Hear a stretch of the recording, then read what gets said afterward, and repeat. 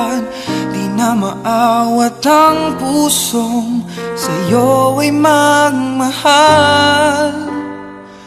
Laman ka ng puso at isipan, di na kita maiiwasan. Pag-ibig ko sana'y pagbigyan.